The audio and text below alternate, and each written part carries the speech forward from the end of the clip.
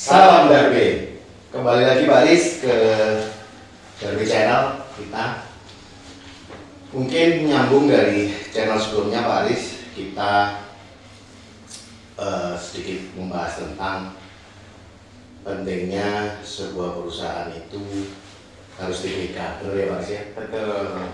Terutama akhirnya kita sekarang mungkin kita bicara di Surabaya lah, merupakan UKM yang bisa naik kelas. Alhamdulillah ya Pak Aris ya, dengan berbagai macam upaya yang akhirnya memang membawa kita menuju ke dunia capital market. Betul. Yang selama ini mungkin asing bagi kita. Ternyata dunia capital market itu apabila kita memang dengan niat yang baik, yang tulus untuk mengembangkan usaha kita, memang kita bisa mencarikan permodalan di sana. Benar ya Pak Aris ya? Betul.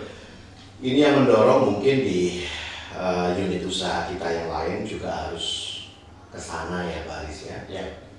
Tentunya dengan berbagai macam rintangan dan halangan yang ada. Toh juga pemerintah juga bertekad bahwa UKM seperti kita harus bisa naik kelas dan bisa welcome to the club. Jadi selamat bergabung di dunia capital market yang sebelumnya mungkin di bisnis-bisnis, kalau kita bisa bilang bisnis-bisnis yang tradisional, memang permodalan mungkin hanya bisa ditentukan dari modal sendiri atau kita pinjam di perbankan. Tidak mudah itu Pak. Makanya mungkin kita di sesi ini lebih banyak menginspirasi ke UKM-UKM yang lain, memang harus bisa ke sana. Karena kita berpikir ternyata berbeda kalau perusahaan itu sudah besar, untuk bisa masuk ke capital market mungkin juga agak susah. Dengan resiko bahwa mereka harus kuat di pencatatan, terus mereka juga harus menjalankan semuanya sesuai dengan kaidah yang ada. Tapi UKM seperti kita memang shortcut untuk bisa mencari permodalan memang di sana. Apalagi maaf nih Pak Aris, kalau dengan berita-berita yang baru beredar kan pemerintah juga bertekad akan, maaf nih, ada istilah bahwa akan memberantas. Kita juga nggak tahu ya awalnya apa sih saham gorengan, karena kan yang kita tahu bahwa orang go public kalau fundamentalnya bagus tentunya investor akan berminat di sana. Nah ini apa sih Pak Aris kiatnya untuk menjaga bahwa atau memberikan inspirasi kepada rekan-rekan kita yang di UKM bisa mencicipi ya rasanya bisa masuk ke dunia capital market Pak Aris? Mungkin ada beberapa kiat lah dari Pak Aris. Dari awal tadi sudah kita sampaikan ya bahwa tidak mudah memang masuk di dunia capital market Pak. Tidak mudah itu dalam artian bukan tidak mungkin ini. Tidak mudah itu bukan berarti tidak mungkin. Artinya apa?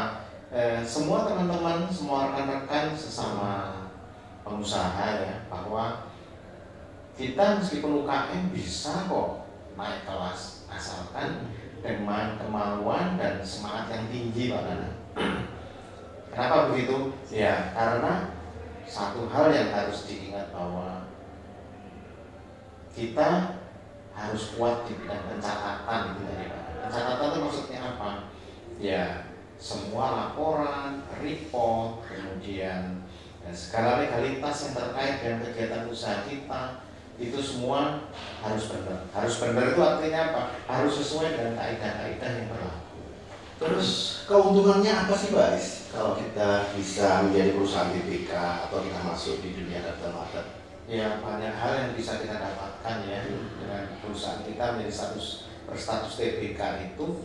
Artinya apa? Ya segala hal yang kita informasikan dalam keterbukaan informasi yang ada di dalam pencatatan ya, dalam pencatatan itu semua adalah sesuai dengan kaidah-kaidah yang benar. Ya, jadi contohnya dari segi akuntansi Pak.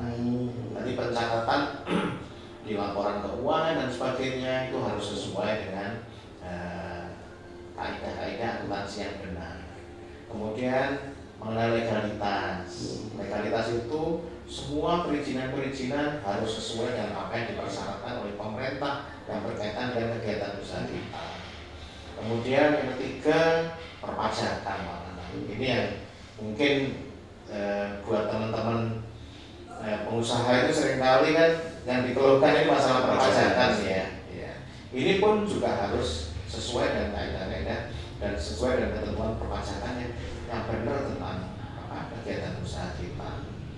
Jadi memang kita harus punya tekad yang kuat Pak Nanan. Kita harus punya tim yang bagus ya dalam. Wah, apa nggak susah Pak di UKM kalau harus tertib seperti itu? Ya contohnya kita ini Pak Nanan. Kita ini adalah. Berarti nanti bisa menjadi ini ya Pak Ris? Ya, kita bisa menginspirasi teman-teman bahwa kita ini juga UKM. Tapi selain itu apa lagi sih Pak Ris? Ya, misalkan karena gini, stigma negatif tentang UKM itu adalah buruknya pencatatan ya, buruknya pencatatan, kemudian sakar PDW. Betul. Kan beda dengan perusahaan-perusahaan yang sudah ya. Tapi yang harus diingat bahwa di dunia capital market itu kalau di Indonesia perusahaan efek Indonesia itu ada beberapa kategori kok Pak Nana yang bisa diingat. Ada papan utama, kemudian ada papan pengembangan, kemudian ada juga papan akselerasi yang sesuai dengan size bisnis kita masing-masing. Wah, ini Pak Aris jadi perwakilannya lagi ya. Ya ini juga sekaligus promosi ya. Artinya memang kenapa sih? Karena memang awalnya kita bicara memang kecelakaan ya Pak Aris ya. Kita tidak bisa mencari permodalan di perbankan yang memang harus membutuhkan. Ini juga Pak Nanan yang perlu kita sampaikan kepada teman-teman semua ya. Dengan status TBK ini akhirnya banyak opsi-opsi yang terbuka. Ya, bahwa kebutuhan pendanaan itu bisa kita dapat dengan berbagai metode. Itu yang membuat perusahaan yang status TBK dengan yang non TBK itu berbeda. Berbeda. Ya, jadi karena banyak hal positif yang bisa kita dapat. Nggak harus bahwa usaha kita besar dulu, akhirnya baru go public. Betul. Itu tidak seperti itu Pak Nana. Makanya ini dalam tanda kutip ya pesan sponsornya ya. Kita lebih baik besar di bursa. Ya. Terus ini Pak Aris, di masa sekarang kan pemberitaan ada stigma negatif tentang maaf nih ada saham gorengan tuh ada apa, ini mengganggu nggak Pak Aris bagi? Tapi kayaknya kalau kita sih tidak merasa ini ya biasanya karena kita tidak tahu ya, karena kita sih awalnya memang bertekad bahwa ya sudah kita bekerja, kita mencoba berbagi membagikan sebagian dari saham kita ke publik supaya kita bisa mendapatkan pendanaan. Berpengaruh nggak Pak? Ya, yang penting kita harus mendapatkan informasi yang benar Pak. Karena banyak hal juga kenapa banyak stigma negatif di luar sebagainya karena mereka tidak mendapatkan informasi yang benar. Ya. Karena kan kadang-kadang kan awalnya kita juga merasa bahwa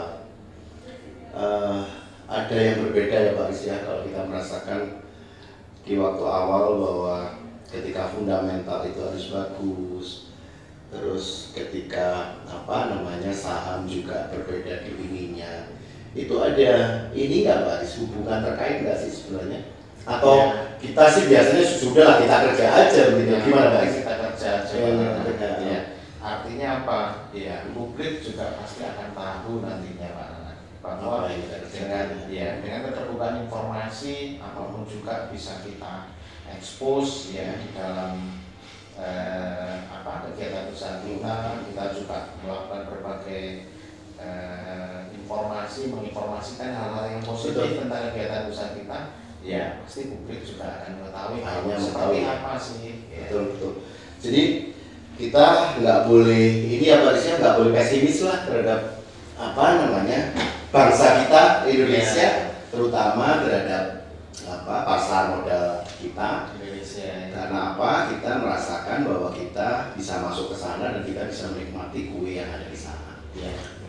Terus Pak Aris, ketika satu usahanya sudah masuk ke bursa efek Indonesia dengan tercatat dan menjadi perusahaan TBK, saya yakin kita kan terinspirasi nih di unit-unit bisnis kita yang lain harus bisa ke sana. Ada nggak Pak Aris persiapan terhadap unit bisnis yang lain untuk bisa mencontoh kakaknya lah untuk bisa sampai ke pabrik? Ya alhamdulillah di Darby Group ini Pak Nanang ya. Wah kesannya gede Pak Aris. Sebenarnya bukan sesuatu ya, karena kita menggampangkan aja ya. Karena ada beberapa unit usaha. Tapi UKM juga kan Pak? Semua UKM ya. Ya jadi insya Allah dalam waktu dekat salah satu kegiatan usaha kita yang awal kita cerita bahwa kita memulai usaha di sana sebenarnya itu pun insya Allah dalam waktu dekat ini akan mudah-mudahan ya Pak ya. Tapi persiapannya terus caranya atau bagaimana kita untuk bisa sampai ke sana tentunya juga nggak gampang Pak Aris ya. Ya, memang benar-benar tidak mudah, tantangannya cukup banyak Pak Nanang. Apalagi kan situasi tahu semua kan sekarang situasi pandemi seperti ini artinya satu hal yang harus kita syukuri bahwa usaha kita yang akan kita pabrikan itu juga sudah kita persiapkan dengan matang. Tinggal sekarang kita juga berdoa bahwa insya Allah segala-galanya bisa berjalan dengan lancar, dan sesuai dengan target dan harapan yang kita ini. Ini situasi pandemi Pak Nanang. Makanya saya bingung juga di situasi pandemi. Kita itu bicaranya dari awal optimisme aja Pak Aris. Tentunya. Ya, makanya Pak Nanang terdengarkan optimisme. Nanti kita di sesi selanjutnya pasti kita akan cerita tentang pentingnya optimisme dalam menjalankan usaha. Oke. Mungkin itu dulu Pak Nanang di sesi ini. Kita lanjutkan lagi di sesi berikutnya.